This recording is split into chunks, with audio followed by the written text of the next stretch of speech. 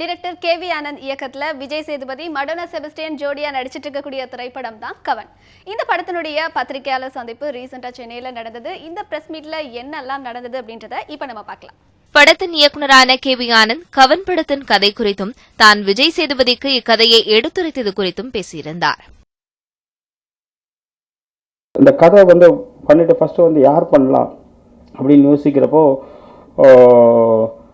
ஒரு அடித்தா திருப்பி அடிக்கக்கூடாது, அடி வாங்கணும், ஆனால் தேட்டரில் கிளாப்ஸ் வரணும். ஸோ அந்த மாதிரி ஹீரோ யார் அப்படின்னு யோசிக்கிறப்போ பாதி ஹீரோ கதை சொல்லக்கூட போக முடியாது. First title beginning first scene சொல்லும்போது நம்ம காஃபி கொடுத்து துரத்துடுவாங்கன்னு நினைக்கிறேன். அந்த மாதிரி ஒரு படம் கதை. ஸோ இதுக்கு யார் கரெக்டாக இருப்பாருன்றோ விஜய் சேதுபதி மீட் பண்ண. அவர் பண்ண படங்கள்லாம் பிடிக்கும். ரொம்ப ஒரு சட்டிலாக பல விஷயங்களில் பண்ணுற ஒரு ஆள். அவர் பண்ணி முடிச்சுட்டு ஒரு கதை கேட்டு முடிச்சோன்னா ஃபஸ்ட்டு இந்த படத்தில் ஒரு கேரக்டர் வருது, ஒரு பொண்ணு கேரக்டர் ஒன்று வருது. தக்ஷான்னு சொல்லிட்டு ஒரு பொண்ணை பண்ணியிருக்காங்க. ரொம்ப அற்புதமாக நடிச்சிருக்காங்க. அவங்க படம் என்ன பண்ணுவாங்க, இதே கதையை நான் வேறு ஹீரோ கிட்ட சொல்லும்போது எனக்கு அவ்வளோதான் ஃபைட்டா அப்படின்னு சொன்னார். வேறு ஒரு ஹீரோ தூங்கிட்டார் பாதியில். ஸோ அப்படிலாம் இருக்கிறப்போ இவர் என்ன பண்ணார், படம் கதை சொல்லி முடிச்சோன்னா கொஞ்ச நேரம் பேசாமல் அதாவது அவர் மனசில் போய் அந்த பொண்ணு கேரக்டர் கல்பனான்னு படத்தில் வரும். அந்த பொண்ணு மறுபடியும் அந்த எண்டில் அந்த பொண்ணு மறுபடியும் ஏதாவது 2-3 ஷார்ட் போட்டால் நல்லாயிருக்கும். அதாவது கதையை கேட்டு எனக்கு ஃபைட் இல்லையா, எனக்கு இந்த டைலாக் இல்லையான்னு கேட்காம படத்தில் வர ஒரு 8வது 9வது கேரக்டர், அந்த கேரக்டர் ஞாபகம் வச்சு அதுக்கு ஏதாவது ஒன்று பண்ணலாம். ஸோ இந்த மாதிரிலாம் ஒரு ஹீரோ கண்டிப்பாக சொல்கிறேங்க ஒரு தமிழ் இண்டஸ்ட்ரியில் இல்லை. அதாவது ஒரு கதை தன்னை சுயநலமாக தான் இருப்பாங்க. ஸோ அப்போ தான் தெரிஞ்சது கரெக்டாக. சார் அவர் அந்த டைமில் ஒரு 3-4 படம் வரிசையாக பண்ணுறதா இருந்தது. அதெல்லாம் தூக்கி போட்டுட்டு இந்த படத்துக்கு இமீடியட்டாக கால் ஷீட் கொடுத்து எங்களை இது பண்ணாரு. காதலும் கடந்து போகும் திரைப்படத்தை அடுத்து தற்போது மீண்டும் கவன் படத்தின் மூலம் விஜய் சேதுபதியுடன் ஜோடி சேர்ந்துள்ளார் நடிகை Madonna Sebastian. It's a great honor to be here today, and first let me thank KV sir for giving me the opportunity, Aegis Production too for having approved me, and then Vijay for being very very supportive, and as nice and caring as he is to everyone else, he's been with me, and it's been a very good learning as well as an emotionally nourishing experience for me. And Tia sir has been very much to a contribution factor to that. He actually taught me that with all his experience and knowledge in this field, finally what it matters is to be genuine and to not be shy and instead be yourself and give out what you have, the potential. And it's been an amazing journey for me with him and all the other actors, those who are on the dais and who are not here. I want to thank all of them. The movie looks like it is packed, it is energy filled, and it is commercially and emotionally engaging. There is a lot of factors that are imbibed in it, like politics, real life, love, the rest which I'm not supposed to mention, and I'm sure it will be a really good experience. Please do watch the movie and have a good time. நீண்ட இடைவெளிக்கு பின் இப்படத்தில் நடிகராக களமிறங்கியுள்ள D Rajendar எப்போதும் போல தன் பேச்சால் அரங்கத்தில் இருக்கும் அனைவரையும் கவர்ந்தார். இந்த படத்தோட டைட்டில் இருக்கு பாருங்க, அவருடைய தமிழ் உணர்வு எனக்கு பிடிக்கும். ஐயன் என்று சொன்னால் அதுலயும் ஒரு பொருள், கோ என்று சொன்னால் மன்னனா, கோ என்று சொன்னால் கோமாதாவா, பல பொருள் பன்பொருள் வைத்து ஒரு மென்பொருள் இலக்கணத்தை சொல்லக்கூடிய ஒரு கவி, ஒரு இயக்குனர். அப்படிப்பட்ட அவர் இதற்கு கவன் என்ற தலைப்பு வைத்தார். இந்த தலைப்புக்கு அவர் எடுத்துக்கிட்ட பல நாள் டைட்டிலே வைக்கல. இந்த படத்தோட பிஆர்ஓ நிக்கில் முருகன் கூட என்ன அவர் நிக்கில் முருகன் நல்ல நண்பர், பப்ளிசிட்டி ஸ்டார்ட் பண்ண மாட்டீங்களா சார், டைட்டிலே வரலாம், இப்படி ஸ்டார்ட் பண்ணுறது என்ன. அது பார்த்தீங்களா, நாங்கெல்லாம் டைரக்டர், அவர் ஒரு ஆட் ஃபிலிம் டைரக்டர் கிருஷ்ணா இருக்கிறாரு, நான் ஒரு கேவி ஆனந்த் ஒரு டைரக்டர் இருக்காரு, நாங்கள் எங்களே டைரக்ட் பண்ணிட்டு ஒரு பின்னாடி ஒரு பார்ட்டி. ஏன்னா யார் எதை மாற்றுறாங்களோ இல்லையோ, புதுசு அத்தனை சட்டையை மாற்றுறதுக்கு ஒருத்தர் பிறக்கணும்.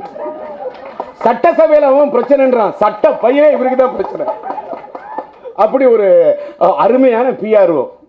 எல்லாம் அவரை பற்றி சொல்லணும்னு வச்சுங்க, எல்லாரை பற்றியும் சொன்னீங்க, என்னை பற்றி தலைவர் சொல்லவே இல்லை தலைவர். அப்படின்னு ஒரு பெரிய பிரச்சனை ஆகிடும்.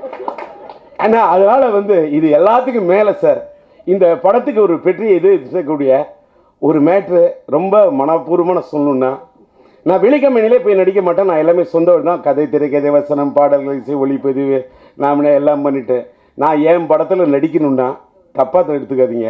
நான் ஒரு 100 சொச்ச வாய்ஸ் மிமிக்ரி, என்னோட மிமிக்ரி டேலண்ட்டாக அதை பயன்படுத்துகிறார் படத்தில். என்னோட மிமிக்ரி டேலண்ட்டையே அவர் பயன்படுத்துகிறாரு.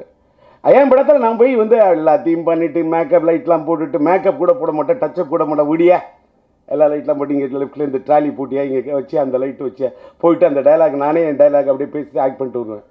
அவர் படத்தில் தான் என்னை ஃபுல்லாக ஒரே ஷாட்டு, ஒரே ஒரு சீனு, அதுக்கு அத்தனை ஆங்கிள் வைப்பார், அத்தனை ஆங்கிள் எடுப்பார்.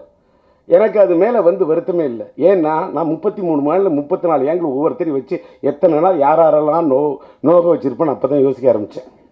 அது எல்லாத்தையும் சேர்த்து வச்சு அவர் நினைச்சதை எடுக்கக்கூடிய ஒரு இயக்குனர், அதுதான் அவருடைய பலம்.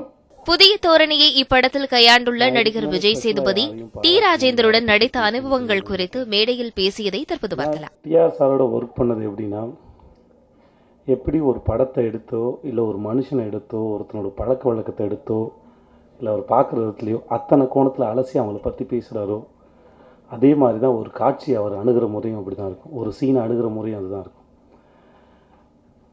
அது அங்கே நடக்கிற ஒரு மேஜிக். அது அவர் பண்ணிகிட்டே இருக்கிறத பார்க்குறது ஒரு மேஜிக், அது ஒரு அனுபவம். பசுமரத்து ஆணி மாதிரி என்றைக்கும் மனசில் தங்குறது. இந்த அனுபவத்தை எனக்கு கொடுத்த கேவி ஆனந்த் சாருக்கும் இந்த ஏஜஸ் நிறுவனத்துக்கு என்னுடைய மிகப்பெரிய நன்றி. போல் நிச்சயமாக டிஆர் சார் பேசினது சிறப்பாக இருந்தது. அதை மீறி ஒரு வார்த்தை எக்ஸ்ட்ரா பேச முடியாது. நான் ரொம்ப நேரம் பேசவும் விரும்பவும் இல்லை. ஏன்னா அந்த பேச்சை கேட்டு நானும் மயங்கி தான் இருக்கேன். நான் கேவி சார் கதை சொல்லும்போது இந்த எக்ஸைட்மெண்ட்டில் பெரிய எக்ஸைட்மெண்ட் பாயிண்ட் வந்து டிஆர் சார் இதை பண்ண போகிறாருன்னு தான். நான் அவர் கூட ஒர்க் பண்ண போகிற அந்த நாளுக்கு வந்து நம்ம வெயிட் பண்ணிட்டு இருந்தேன்.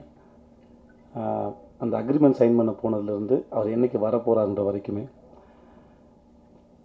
ஆஸ் அன் ஆக்டராக என்னோடய கேரியரில் இது எனக்கு மிக முக்கியமான அனுபவம் நான் நினைக்கிறேன்.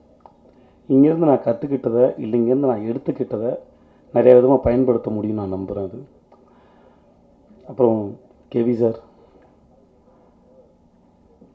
எல்லாத்தையும் ரொம்ப தெளிவாக அழகாக ஆழமாக பார்க்கக்கூடிய மனுஷன்.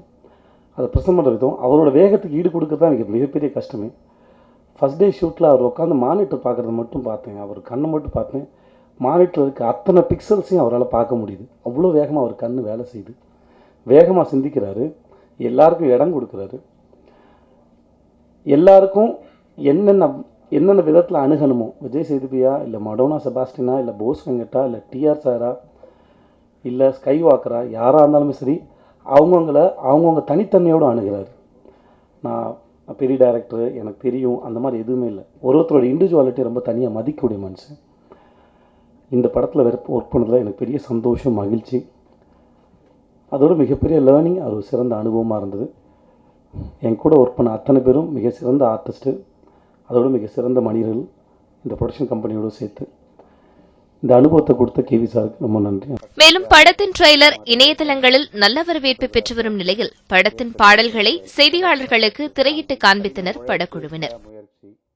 ஒளிப்பதிவாளர் சரவணனுடன் உத்ரா, நியூஸ் 7 தமிழ், சென்னை.